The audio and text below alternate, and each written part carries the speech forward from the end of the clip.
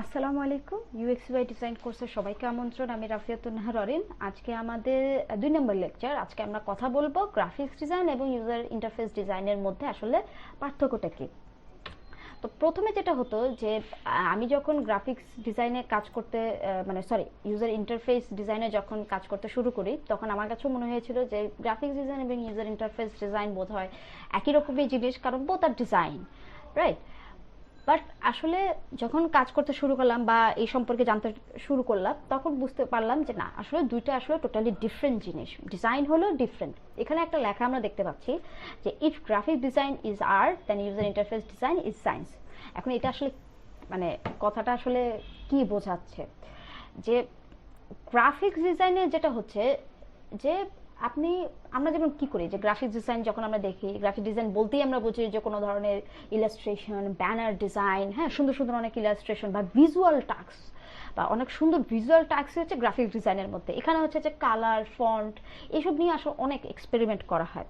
তো good graphic design হচ্ছে যে কোনো সফটওয়্যারকে আসলে কত বেশি অ্যাট্রাকটিভ দেখানো যায়, ঠিক আছে? অপরদিকে যদি ইউজার ইন্টারফেস বা ইউএক্স ডিজাইনের কথা যদি বলে, যে সেখানে হচ্ছে যে আসলে যে সে ইউজার ইন্টারফেস বা ইউজার এক্সপিরিয়েন্স ডিজাইন হচ্ছে যে ইউজার কত সহজে একটা সফটওয়্যারের সাথে ইন্টারাক্ট করতে পারে, একটা ইউজার কত সহজে সফটওয়্যারের ফিচারগুলো সে নিজের কত সহজে আসলে অ্যাডাপ্ট করে নিতে পারে।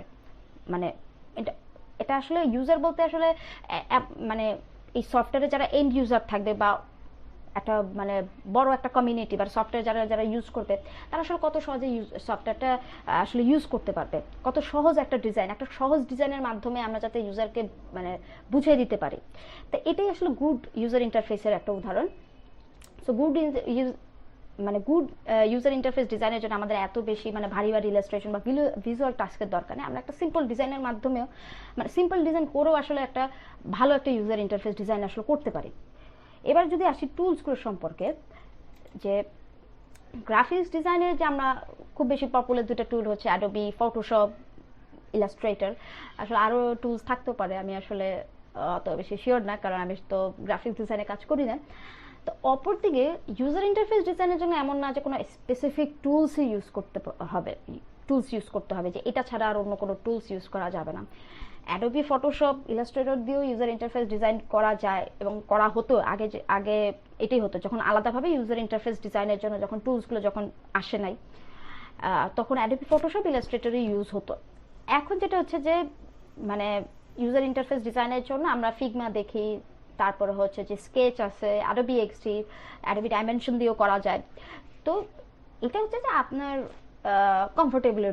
কমফোর্টেবিলিটির উপর আর কি, আপনার যে সফটওয়্যার আপনি কমফোর্টেবল হবেন ডিজাইন করতে। তবে basically Adobe XD, Photoshop, Adobe XD এবং হচ্ছে যে ফিগমা, এই দুটো সফটওয়্যার হচ্ছে ইউজ করাই বেটার ইউজার ইন্টারফেস ডিজাইনের জন্য। আমরা আসলে পরবর্তী লেকচারগুলোতে আসলে ফিগমা এবং অ্যাডোবি এক্সডি নিয়েই কথা বলবো এবং আমাদের কাজগুলো হবে হচ্ছে অ্যাডোবি এক্সডিতে। কারণ হচ্ছে যে অ্যাডোবি এক্সডি এবং ফিগমা যেটা, এগুলো খুবই লাইট টুল, খুব লাইট কম্পোনেন্ট থাকে। আমাদের আসলে ইউজার ইন্টারফেস ডিজাইনের জন্য খুব বেশি কমপ্লিকেটেড টুলসের আসলে দরকার নেই।